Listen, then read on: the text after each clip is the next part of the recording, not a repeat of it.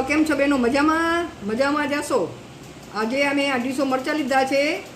આ નથી તીખા નથી મીડિયમ છે. એના આપણે મસાલેદાર મરચાં બનાવશું. તેની હું તમને રીત જણાવીશ. અને ધોઈ અને કોરા કરીને રાખી દીધા છે.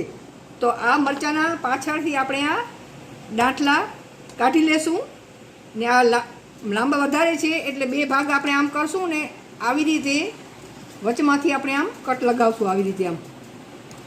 એટલે આ 4 ભાગમાં ડિવાઈડ કરશું. આવી રીતે આપણે બધા મરચાં કટ કરી લેશું.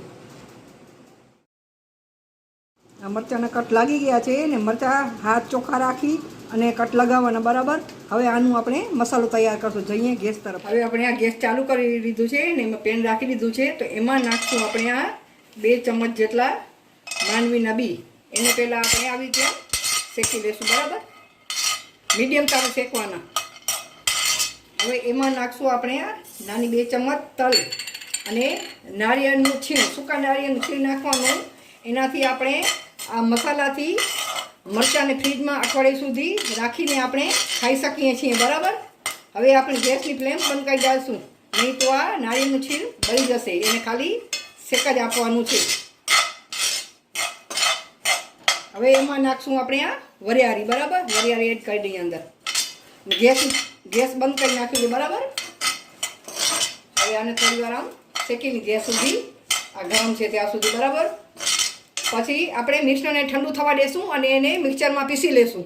આવો મસાલો દરદરો પીસી લેવાનો. આવું જોઈ શકો છો તમે. આવું જો આવું દરદરો પીસી લેવાનું. હવે ગેસ ચાલુ કરી દીધું છે, ઉપર પેન રાખી દીધું છે. તો એમાં આપણે તેલ નાખી દઈશું. સરસવનું તેલ હોય તો સરસવનું તેલથી પણ ટેસ્ટ સારો આવશે. મારી પાસે સિંગ તેલ છે તો હું 2 ચમચ જેટલું અંદર તેલ એડ કરી દઉં બરાબર. આવી રીતે એમ. હવે તેલને આપણે ગરમ થવા દઈશું. તેલ ગરમ થઈ ગયું છે તો આપણે આ રાઈ નાખશું અને જીરું નાખશું. 1 ચૂટકી હિંગ નાખી અને આપણે આ મરચાં કટ કરેલા હતા તે અંદર આપણે એડ કરશું બરાબર. અને તાપ મીડિયમ રાખવાનું, ફૂલ તાપ નહીં રાખવાનું બરાબર. અને વધારે આપણે કરવાની નથી આમ. એટલે તાપ મીડિયમ રાખવાનું ગેસનું. હવે ઉપર આપણે સ્વાદ પ્રમાણે આમાં નમક નાખી દઈશું બરાબર. આમાં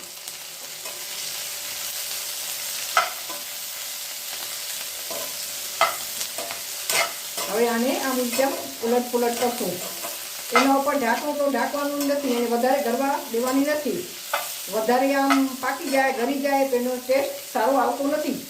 આ મસાલો જે બનાવ્યો છે એનાથી તો એટલો મસ્ત એનો ટેસ્ટ લાગે છે ને. આ મસાલો મેં પીસ્યો છે કે એની સુગંધ તો બહુ જ સરસ આવે છે એની. આ મસાલો જે બનાવ્યો છે એ તમે આવી રીતે આમ પીસી અને તમે મહિના સુધી સ્ટોર કરીને રાખી શકો છો. તમે ગ્રેવીવાળી શાકભાજી બનાવો એમાં શાકમાં પણ તમે આ નાખી શકો છો. એટલે એનાથી શાકનો ટેસ્ટ બહુ સારો આવે છે. હવે આ મસાલો આપણે જે પીસે આમાં સફેદી જેવું જો દેખાય છે એટલે આપણા મરચાં પાકી ગયા. વધારે પાકવા દેવાના નથી. હવે આમાં આ મસાલો આપણે એડ કરી દઈશું. થોડું મસાલો હું રાખી દઈશ, બીજા શાકમાં કામ આવશે બરાબર આમાંથી. હવે એને આપણે આમ બરાબર મિક્સ કરી લઈશું. આમ આવી રીતે બરાબર આપણે મિક્સ કરી લઈશું.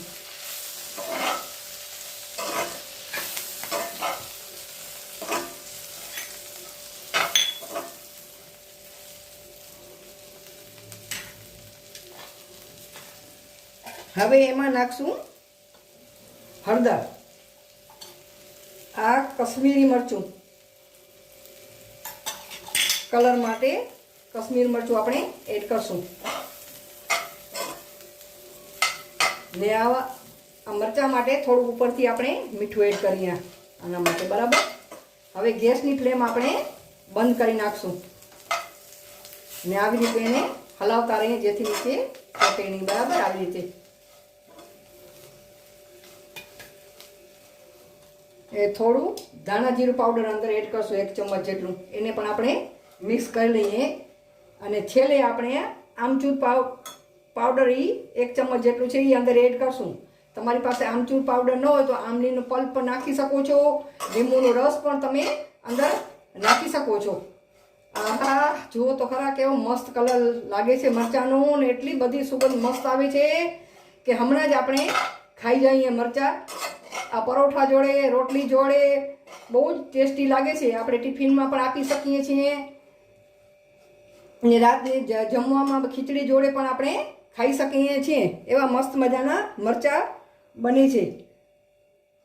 આ મસ્ત મજાના ચટાકેદાર મરચાં આપણા તૈયાર છે. ઘરની સામગ્રીમાંથી જ આ તરત બની જાય છે અને ટેસ્ટમાં બહુ સરસ લાગે છે ને ફટાફટ બની જાય છે. આ અઠવાડિયું સુધી આપણે ફ્રીજમાં રાખી અને એનો ઉપયોગ કરી શકીએ છીએ. મારી તમને રેસીપી ગમે તો લાઈક કરજો, શેર કરજો, કોમેન્ટ કરજો અને મારા ચેનલને જરૂરથી સબસ્ક્રાઈબ કરજો ને આ મરચાંની રેસીપી જરૂરથી બનાવજો. 7મ 8મ આવે છે એટલે ચોક્કસથી બનાવજો. આભાર તમારો.